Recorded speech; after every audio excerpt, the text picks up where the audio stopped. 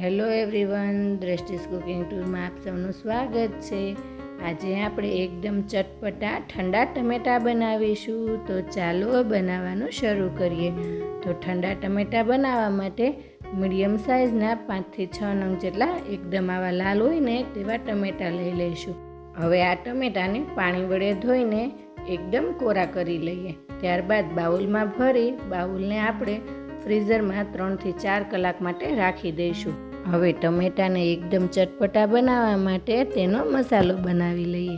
તો એક બાઉલ લઈ લઈશું। તેમાં આપણે 1 ચપટી મીઠું, 1 ચપટી લાલ મરચું પાવડર, 1 ચપટી ધાણા જીરું પાવડર, 1 ચપટી આમચૂર પાવડર, 1 ચપટી ચાટ મસાલો, 1 ચપટી શેકેલા જીરાનો પાવડર, 1 ચપટી સંચળ પાવડર અને 1 ચપટી મરી પાવડર લઈ લઈશું।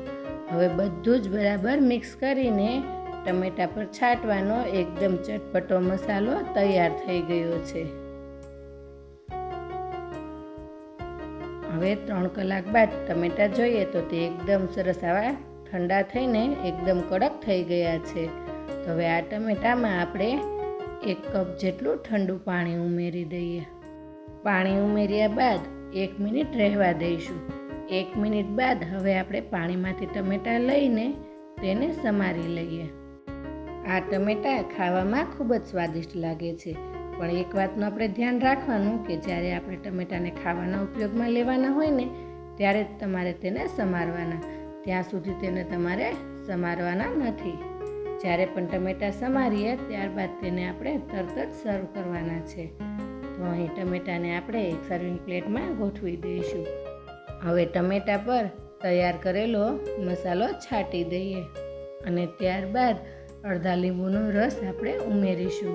તો આવી રીતે ચમચીથી થોડો થોડો રસ બધા ટમેટા ઉપર લાગી જાય તે રીતે ઉમેરી દઈએ। હવે આપણે 1 ચમચી રોઝ સિરપ લઈ લઈશું। આ રોઝ સિરપ તમને કોઈ પણ સુપર સ્ટોરમાં સરળતાથી મળી જશે। આપણે રોઝ સિરપને ચમચીથી બધા ટમેટા પર લાગી જાય ને તેવી રીતે ઉમેરી દઈએ અને ત્યારબાદ ગાર્નિશિંગ માટે થોડા સમારેલા લીલા ધાણા ઉમેરીશું। તો તૈયાર છે એકદમ ખાટા મીઠા અને ચટપટા સ્વાદ સાથે ઠંડા ટમેટાં। તો એકવાર આ ઠંડા ટમેટાં જરૂરથી બનાવજો અને કોમેન્ટમાં જણાવજો કે તમને આજની આ રેસિપી કેવી લાગી, અને આ સાથે મારી ચેનલને લાઈક, શેર અને સબસ્ક્રાઈબ કરજો। તો આવી જ નવી નવી રેસિપીઓ સાથે આપણે ફરી મળતા રહીશું દ્રષ્ટિસ કુકિંગ ટૂરમાં।